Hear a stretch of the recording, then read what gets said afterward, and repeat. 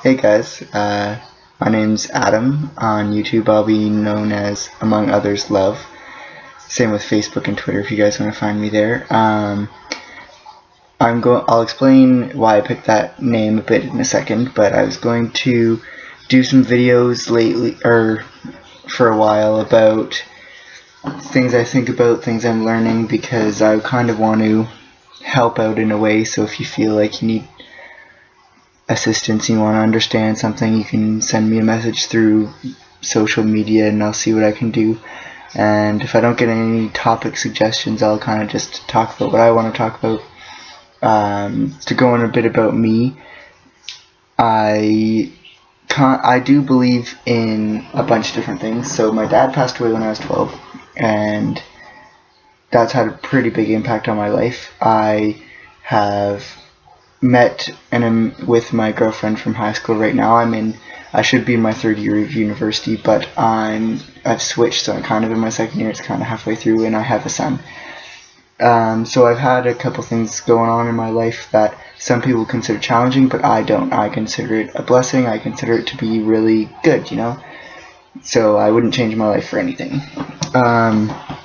But all of my experiences have led me to believe a certain amount of things. I can be relatively alternative if we're talking about medicine, and things like reincarnation I'm a big believer for. And the reason I believe in reincarnation is actually, it's a big long drawn out belief, but really you are talking about never leaving people you love, and that's what I really like about it. Because there's a kind of a theory going around, one of them with reincarnation, that the people that you love and are in your life now have always been with you, and that's why people you connect with and know really well, they've been in some of your past lives, and so that's what you know. And if you meet someone that you don't really know, or you don't really feel a deep connection to, this might be the first time you've ever met them in all your lives, which is really cool. I also think for your past lives, everyone that comes into your life is to help you learn your lessons that you have to learn, because I personally think, and this is comforting to me at the very least, if it's true or not, is that before you begin a life, you have a discussion about what lessons you need to learn, and a discussion about who's going to help you learn what lessons. And if you have this lesson to learn and you're not following it, who's going to come in and do something in your life that makes that lesson highlighted again, you know what I mean? So,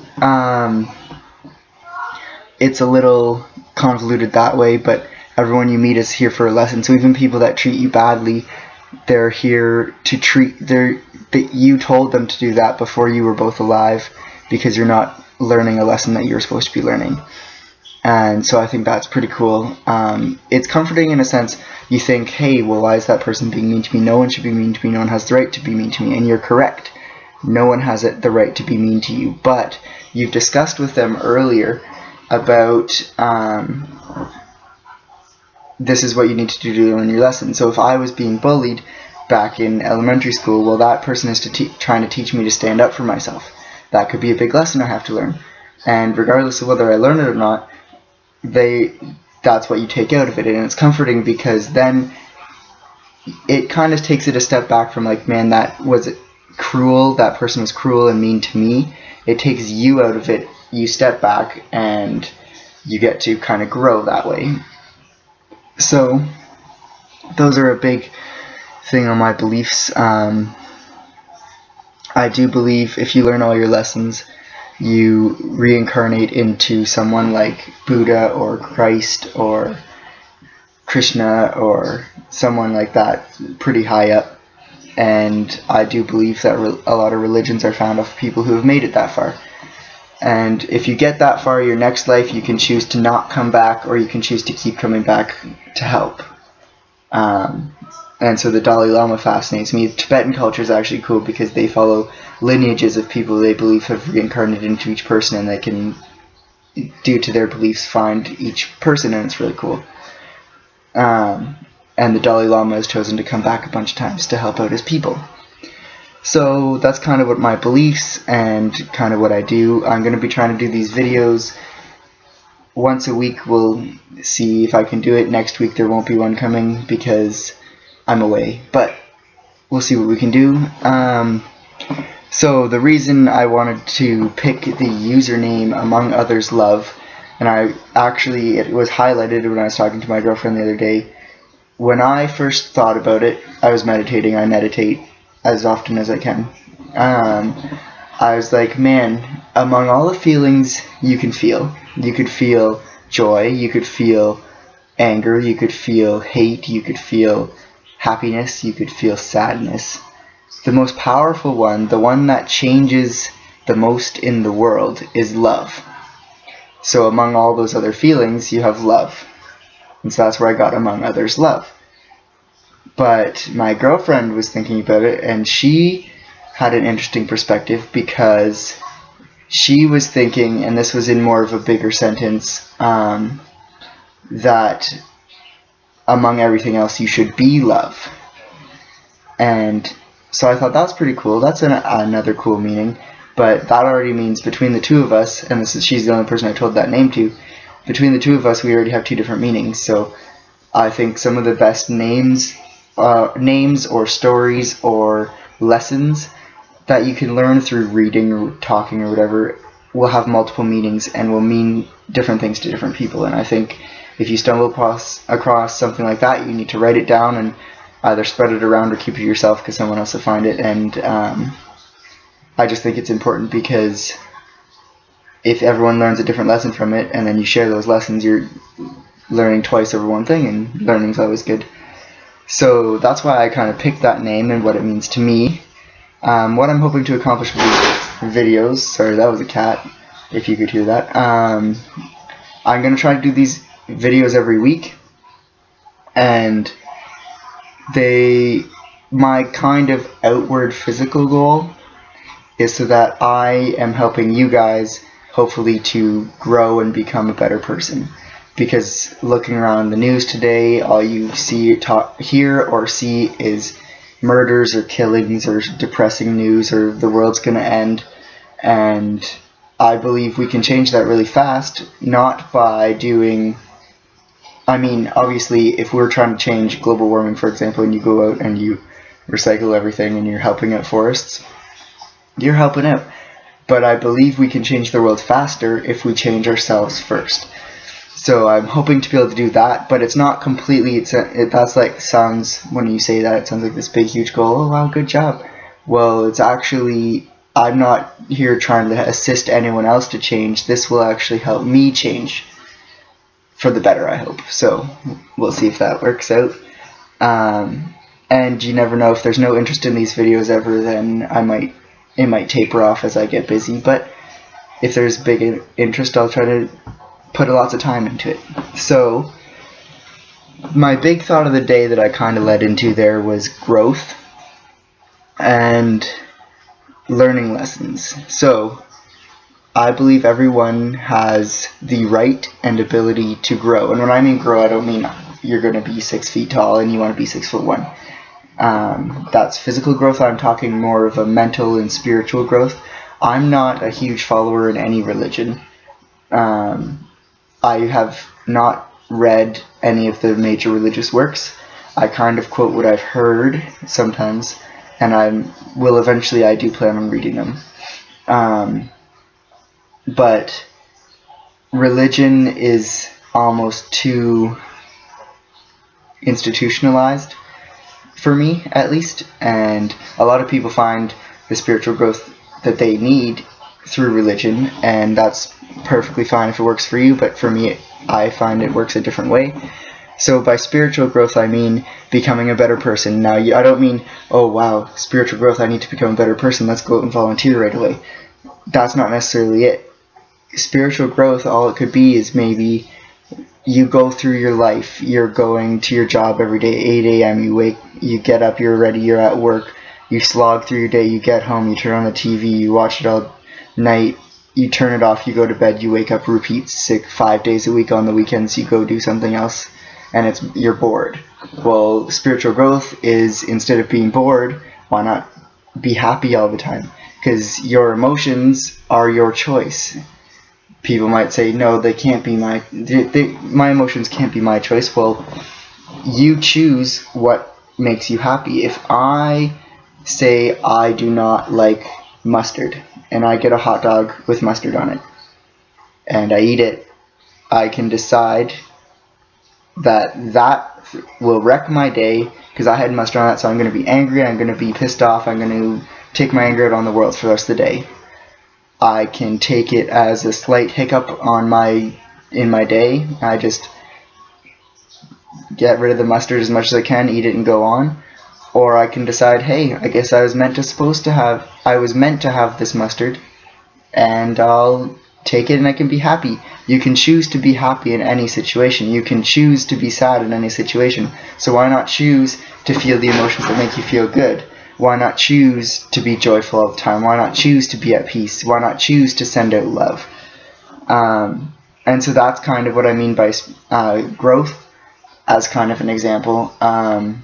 Eventually you get into wanting to kind of explore yourself and your mind, and I find spiritual growth, the biggest thing it does is make you really comfortable with yourself.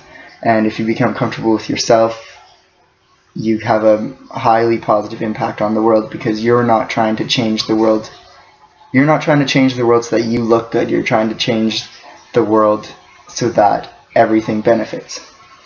And I believe learning lessons are a big part of this. If you analyze actions you've done and you look for the deep down reason why you did them, you can find you might be in a cycle.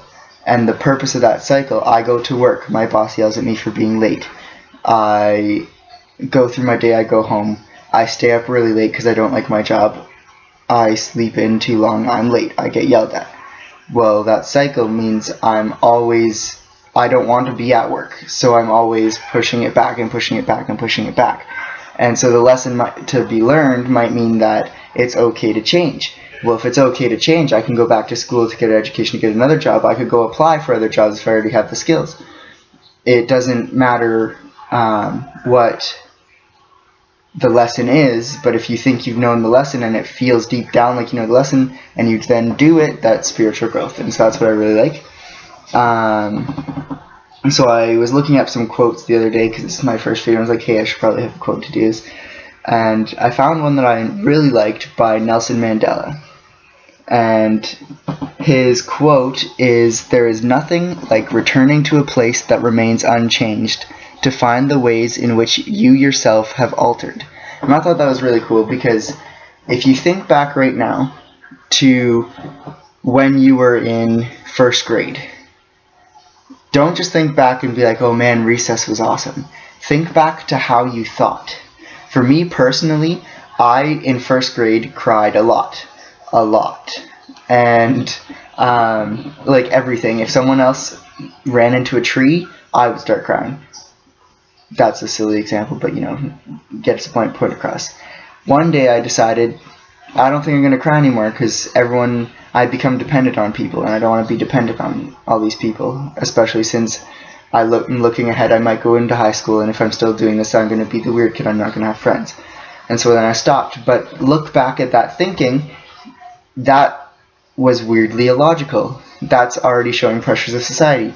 Let's look at another example. All I wanted to do when I was in grade 1 was go and play with my friends at recess, have as much fun as I could. Really innocent. I didn't know half the things I know now, over half the things I know now. Like grade 1, addition and subtraction, man, that's pretty hard math. Whereas now, I was in engineering for a bit, and calculus can get pretty interesting sometimes, right? So there's this crazy thing in trying to think back to how you used to think, and you don't have to use grade 1. That was just the first grade that popped into my head. First grade, literally. But just even a year ago, think back to 1 year ago, I was attending Queen's University a year ago. I really loved Queen's University. I loved the campus. I loved the people I knew there. But the program was a little bit tough. Engineering is tough, but the program was tough, and I don't want to say cut out for it, because you're cut out for whatever you want to be cut out for. You make that choice about what you want to be cut out for. But it wasn't for me, as in I didn't want to do it. So I switched tracks. I'm now going to another university, and I'm learning things that I actually really want to learn, and school is easy again, whereas at Queen's school was so hard. So think back a year ago, I couldn't get over how hard school was, but the rest of my life was going good. Now my entire life is going good, and I even have a kid on top of that at age 20. Like, that's pretty cool, right? So, and I don't mean if anyone else has a kid at a young age or a younger age than me, I don't mean to say that I feel held back at all by having a kid. I would not change my life for 1 second. I wouldn't even change going to Queen's for 2 years before switching over. Because I believe regret is the worst emotion you can choose to have.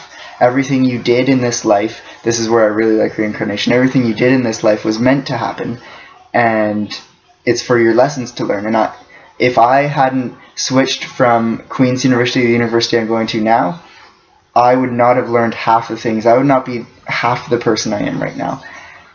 Because it took a lot of humility and respect for myself to be able to switch to a university that people going to Queen's would consider a downgrade, if you know what I mean. So, just before I close this down, I just wanted to say that I wanted to highlight again, I'm not doing these videos to be like, hey, I'm here to help you. I'm doing these videos to help myself, and if I can help you guys in the process, it's a double bonus. It'll make me feel good. So if you guys need to contact me, you can send me a message over Facebook. Among Others Love was the name for that. If you find a page, I did make a page, but it was kind of an experiment because I don't spend a huge amount of time on social media, so I don't know everything about it. But look for the person, not the page, because I made another one and it's a person, and you can send me a message that way. You can go on Twitter, Among Others Love, at Among Others Love, send me a message that way. If you follow me, I'll follow you, or whatever that's about. It's all good there. And in closing, there's a few things I believe every person needs to hear and needs to know and understand from other people. And so I'm just going to read a saying, and I quite enjoy it, and it may be quoting someone, but I just wrote this off the top of my head. So I just want to say, I see you, I understand you, I forgive you and love you. You complete me, and with you in the world, there is always hope. And to explain that a little, I see you is one of the biggest. Everyone wants to be recognized. Everyone wants to feel worthy. By me seeing you, I see your worth, I see your potential, I see who you are, and I love who you are for who you are. And so that's kind of what I see you, understand you, forgive you, and love you means. By you completing me, first of all, we take a step back. No one else can complete you. You have to be both halves of yourself together, fully solid, to be in a proper relationship. But if you do that and your person in your relationship does that, and this can be a friendship or partnership or whatever, you'll work really well together because you're two complete people. But by you completing me, I mean, I'm referring to the fact that if you look at the interconnectedness of the universe, and like an ecosystem, for example, if there's too many rabbits, the wolf population will go up because they have more to eat. But if there's not enough rabbits, the wolf population will go down. And when one population goes down, the other goes up to match it. So by you completing me, I mean that you physically being in this world balances something that I need in myself. You could teach me lessons. I could teach you lessons. There could be a give and take of both. So you complete my purpose in life. And so with you in the world, I will always have hope. Because there's always hope for the better with people in the world. There's always hope for better or for worse or for whatever. We can do anything. So that's all I have for this week. And next week, I won't have quite the same speech before, because I'll probably just pick a topic and go with it. One of my favorite things to do is just kind of discuss my thoughts on things. So if you want to send me a message on a possible topic, I'll see what I can do. And there probably won't be another one next week, a video next week, for example, because I'll be away, but after that I'll see if I can do weekly. So thanks for coming out, and I'll see you later.